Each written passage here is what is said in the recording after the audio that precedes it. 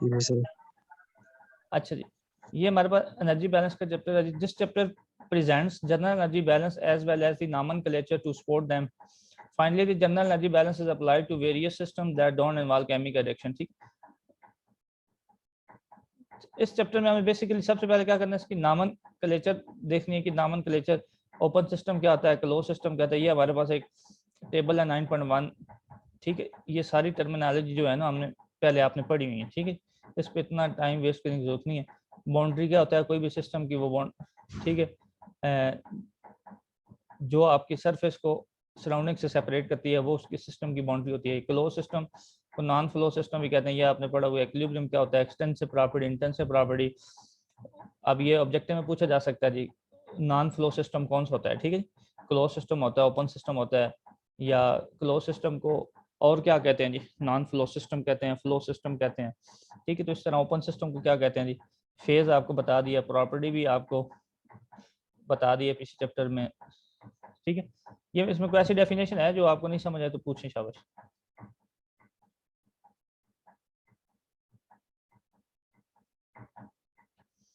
हो जाएगा जी। जी सर, हो जाए। ये आपको फेज और जी स्टेट, सर। फेज और स्टेट में पता होना चाहिए। ठीक है, डिफरेंस क्या होता है जी।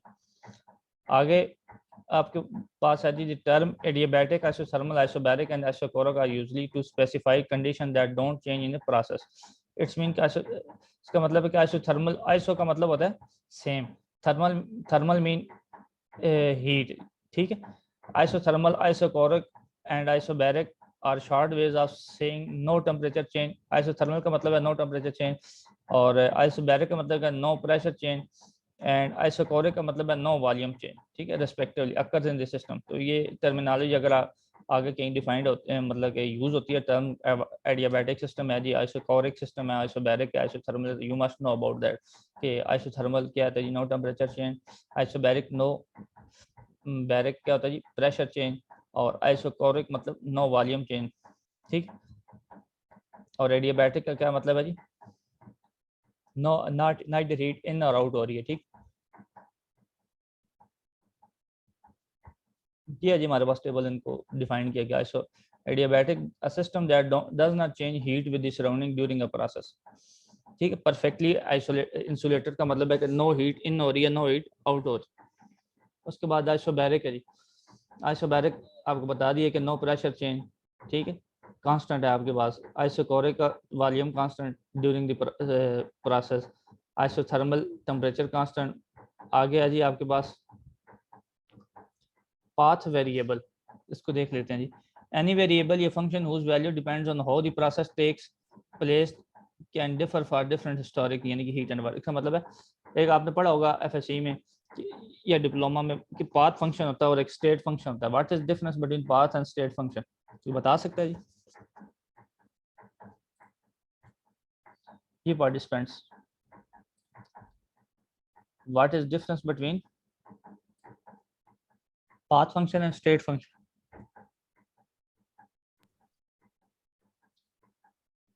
जी मेरी आवाज आ रही है? जी सर, हाँ जी बताएं, शाबाश आंसर असनान जी। सर पाथ फंक्शन जो है ऐसा फंक्शन जिसमें जहाँ से पाथ लें, जो पाथ लें वहाँ से, यानी ओवरऑल सिस्टम में चेंज है सेम रहता है, लेकिन पाथ जो भी लें उसके मुताबिक चेंज होता है। यानी कि आपका जो भी प्रॉपर्टी है वो टेम्परेचर है, हीट है, वर्क है, जो भी है वो आपके पाथ पे डिपेंडेंट करता है। यानी कि आपने अगर लेट्स सपोज ओल्ड से न्यू कैंपस आपके पास एक पाथ है, या अगर आप ओल्ड से न्यू कैंपस में जाएं आपकी माइलेज और आएगी। अगर आप ओल्ड से न्यू कैंपस किसी और रास्ते से हैं जंग रोड के अलावा तो आपकी माइलेज और आएगी। तो इसका मतलब है कि जो आपकी माइलेज आ रही है वो किस पे है जी, पाथ डिपेंडेंट पे। अगर पाथ थोड़ा डिस्टेंस आप शॉर्ट डिस्टेंस कवर कर रहे हैं तो डेफिनेटली क्या है जी, आपके पास माइलेज ज़्यादा आ रही है। अगर आप लॉन्ग डिस्टेंस के जरिए आप ओल्ड से न्यू जा रहे हैं तो आपके पास माइलेज क्या होगी जी, कम होगी। ठीक है, तो इसी तरह कोई ऐसा फंक्शन जो आपके पाथ पे डिपेंड करता है, यानी कि पाथ चेंज करने से उसकी वैल्यू चेंज हो जाती है, तो उसको क्या कहते हैं जी, पाथ फंक्शन। लेकिन जो स्टेट फंक्शन क्या आता है वो उसके इनवर्स है। यानी कि स्टेट फंक्शन क्या आता है कि आपके वो इनिशियल और फाइनल स्टेट पे डिपेंड करता है। यानी कि अगर मैं कहूँ जी आपने ओल्ड कैंपस पहुंचना है जी, ठीक है, या न्यू कैंपस पहुंचना है, तो वो मुझे इससे कोई कंसर्न नहीं है कि आपने जंग रोड वाला रास्ता इस्तेमाल किया या कोई और रास्ता इस्तेमाल किया शॉर्टकट। ठीक है, तो आपने, मुझे चाहिए था कि आप, जब मैं आपको कहूँगा आपने ओल्ड कैंपस पहुंचना, तो आप ओल्ड कैंपस पहुंचे हुए हो। ठीक है, यानी कि आप फाइनल स्टेट पे पहुंचे हो। ठीक है, वो डजेंट मैटर कि आप जो है वो जंग रोड वाले रास्ते से हैं या किसी और रास्ते से हैं, या जो आपकी फाइनल स्टेट पे डिपेंड करती है, इनिशियल और फाइनल स्टेट पे, वो क्या होता है जी, स्टेट फंक्शन। जो आपके पाथ पे डिपेंड करती है, यानी कि पाथ चेंज करने से आपका, अब फॉर एग्जांपल एक बंदे ने ईंटें उठा के लेके जानी है, डेफिनेटली उसको, अगर वो सीढ़ियों के थ्रू जाता है, 10 सीढ़ियाँ हैं, ठीक है, शॉर्टकट वे है, तो वहां से उसकी ज़ाहिर डेफिनेटली उसको क्या होगा जी, उसकी एनर्जी कम लॉस होगी। ठीक है, उसको कम वर्क करना पड़ेगा। लेकिन अगर वो किसी दूसरी साइड से जाते हैं जहाँ 20 सीढ़ियाँ हैं, तो डेफिनेटली उसको क्या करना पड़ेगा जी, उसको वर्क ज़्यादा करना पड़ेगा। तो इट्स मीन कि अगर पाथ चेंज होने से वैल्यू, फाइनल रिजल्ट की वैल्यू चेंज हो रही है, ठीक है, यानी कि उसकी एनर्जी और उसका वर्क उसको ज़्यादा करना पड़ा। अगर वो 10 सीढ़ियों के ज़रिए जाता है तो कम करना पड़ा, अगर 20 सीढ़ियों के ज़रिए जाता है तो उसको ज़्यादा करना पड़ा। तो क्या होगा जी, उसकी वैल्यू चेंज हो रही है हीट वर्क की। ठीक है, अगर वैल्यू चेंज हो रही है पाथ चेंज करने से, तो उसको क्या कहते हैं जी, पाथ फंक्शन। अगर वैल्यू चेंज नहीं हो रही, जस्ट डिपेंड करता है इनिशियल और फाइनल कंडीशन पे, तो वो क्या होगा जी, स्टेट फंक्शन। ठीक है, इज इट क्लियर जी? हाँ जी। Yes, sir. अब देखें, हीट और वर्क आपका क्या है जी, पाथ फंक्शन है। ठीक है, ये ऑब्जेक्टिव में पूछा जा सकता है।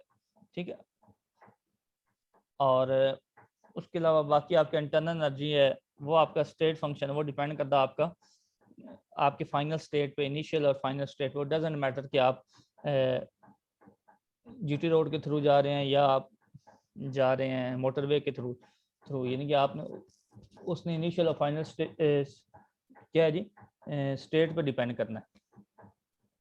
अच्छा, तो इसको पाथ फंक्शन को, स्टेट वेरिएबल को या पॉइंट फंक्शन भी कहते हैं, स्टेट फंक्शन भी कहते हैं। तो ये आपको पता होना चाहिए पॉइंट फंक्शन कौन सा होता है, तो ऑब्जेक्टिव में ये पूछा जा सकता है। अच्छा, ये देख लें, द कंसेप्ट ऑफ स्टेट और point function or variable is an important concept to understand. Temperature, pressure, and all of the other intensive variable are known as state variable, because between two different state any change in value is the same no matter what path is taken between the two state। कहता है जी, आपकी final change, path change करने से आपकी जो states है उनकी value change नहीं होती। ठीक है, जो पाथ मर्जी आप ले लें। ठीक है, उसके अंदर आपके पास एग्जांपल कौन कौन सी है, टेम्परेचर आपका क्या है जी, स्टेट फंक्शन है, प्रेशर आपका स्टेट फंक्शन है, all and all of the other intensive variable. ठीक है, ये पूछा जा सकता है कि intensive variables are state variables are path variables. ठीक है, पॉइंट वेरिएबल्स। ठीक है, तो आपको ये पता होना चाहिए जितने भी इंटेंसिव वेरिएबल हैं वो कौन सा जी, स्टेट वेरिएबल। ठीक है, ये नीचे फिगर देख लें 9.3, कहता है both start at one and terminate at state 2, the change in the value of state variable is the same by both the process। अब ये देखें, आपने 1 से लेकर 2 तक आना है। ठीक है, एक पाथ आपके पास A है और दूसरा पाथ आपके पास क्या है जी, B है। ठीक है, यानी कि अगर आपकी वैल्यू चेंज नहीं हो रही 1 से 2 तक जाते हुए, ठीक है, जो मर्जी पाथ आप ले लें, या घूम के आ जाएं या स्ट्रेट सीधा शॉर्टकट ले लें या B के थ्रू जाएं, या तो अगर आपकी वैल्यू चेंज नहीं हो रही तो वो आपका कौन सा जी, स्टेट फंक्शन। अगर वैल्यू चेंज हो रही है आपके फाइनल रिजल्ट्स की, तो वो कौन सा होगा, आपका पाथ फंक्शन।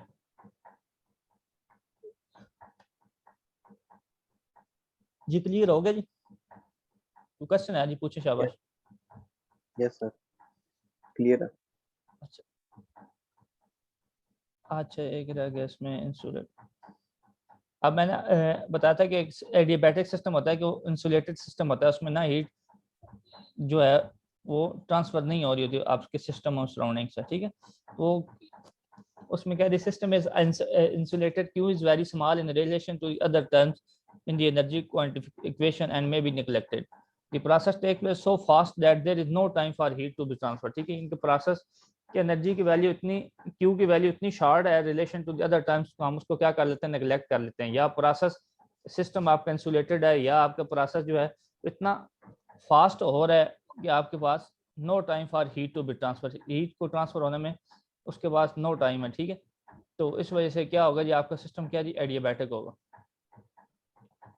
ये आपके पास कन्वर्शन है 10 if your diet consists of 2000 calories per day you can calculate the number of joules involved per hour। तो आप किस तरह निकालेंगे 2000 कैलोरीज पर डे हैं, एक किलो कैलोरी होता है 1000 कैलोरीज, ठीक है जी, वो आपको उसमें कैंसिल हो जाएंगे और आपने जूल में कन्वर्ट करना है, एक कैलोरी होता है 4118 जूल, ठीक है, और पर आवर में करना है तो वन डे में होता है 24 आवर, ठीक है। तो आपके पास टोटल क्या आ जाएगा जी 3,50,000 जूल पर आवर में आ जाएगा, ठीक। ये देख लें जी, व्हाट इज दी, ये आपका सेल्फ असेसमेंट टेस्ट है जी। What is the essential difference between the system and surrounding, ये आपको पता है जी। Between an open and close system, ये भी आपको पढ़ाया हुआ है पहले। Between a property and a phase, तो ये भी आपको पता होना चाहिए, ठीक है। ये सारी डेफिनेशन इसके ऊपर मौजूद हैं, ठीक है जी। प्रॉपर्टी क्या होता है, फेज क्या होता है, ठीक।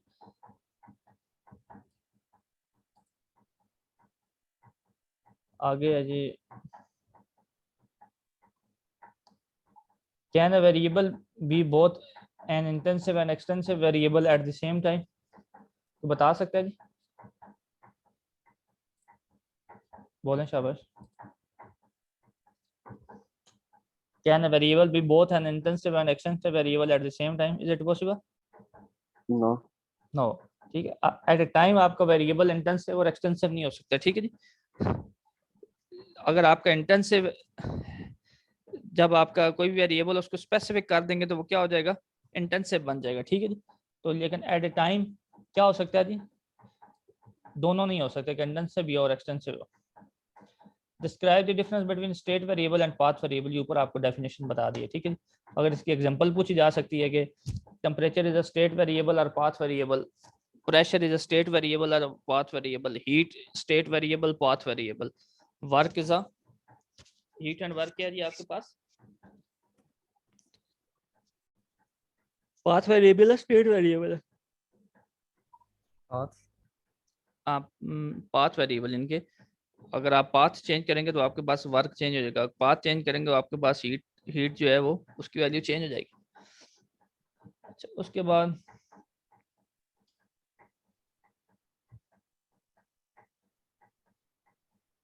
ये देखना जी, what is the value of change in specific volume of gas in a closed container that is first compressed to 100 atm then heated to increase the temperature by 20%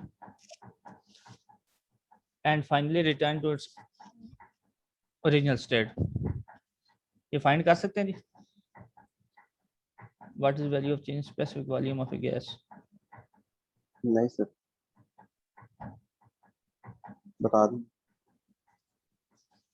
कोशिश करें शाबाश, कौन सा फार्मूला लगेगा?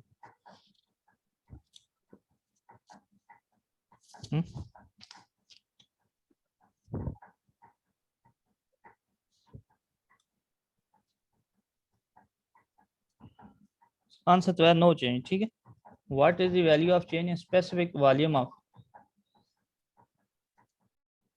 What is the value of change in specific volume of gas in a close container, कहता है specific volume आपका change होगा, यानी that is first compress to 100 atm and then heat to increase the temperature by 20 degree cent. हाँ जी, ये ठीक है ना, ये देखना समझ, कहता है कि एक कंटेनर है ना, उसके अंदर स्पेसिफिक वॉल्यूम कहता है आपका चेंज होगा ही नहीं होगा, कहता है आपने उसको पहले उस कंटेनर को कंप्रेस करना है 100 atm पे, फिर उसके बाद आपने हीट करना है कि उसका 20% टेम्परेचर क्या हो जाएगी, इंक्रीज हो जाए। कहता है आखिरी जो ये लाइन है इस पे आपने गौर करना है, finally return to its original state, यानी कि जहां पहले था वहां पे दोबारा आ गया, तो क्या होगा, स्पेसिफिक वॉल्यूम चेंज होगा या नहीं होगा? वॉल्यूम कौन की नहीं होगा, स्पेसिफिक वॉल्यूम नहीं चेंज होगा, क्योंकि जहाँ पे नहीं होगा सर। ओरिजिनल स्टेट थी, आपने कंप्रेस भी किया है, हीट भी किया, उसके बाद वही स्टेट पे आ गए जहाँ पे ओरिजिनल था, तो डेफिनेटली नो चेंज होगा स्पेसिफिक वॉल्यूम, ठीक है। आगे दूसरा क्वेश्चन देख लें जी। If you eat food containing 800 calories per day according to an advertisement you will lose weight, ठीक है। कहता है आप 100 कैलोरीज फूड लेते हैं, ठीक है, कोई ऐसी फूड लेते हैं जिसको 100 कैलोरीज पर डे है, ठीक है, उसके अंदर मुश्तमिल है, तो एडवर्टाइजमेंट कहता है कि आप वेट लूज करेंगे। A hand book says that a person use 20,000 kilo joule per day given normal walking and sleeping activities. कहता है अगर आप नॉर्मल वॉक करते हैं या स्लीप करते हैं तो आप इतनी कैलोरीज क्या करते हैं, यूज करते हैं। Will the person lose weight if he or she eat food as suggested by the advertisement? बोलें शाबाश। होगा या नहीं होगा? सब नहीं होगा मेरे ख्याल से। क्यों? और जितने इसमें फूड लिया उस कैलोरी का बर्न के लिए इसको एक्सरसाइज की भी जरूरत पड़ती है। सबसे पहले आपने क्या करना है जी, दोनों को सेम यूनिट में कन्वर्ट करना है, ठीक है। 20 तो तब भी आप अंदाजा लगा सकते हैं ना। कहता है कि नॉर्मल पर्सन इतनी किलो जूल पर डे क्या करता है जी, यूज करता है।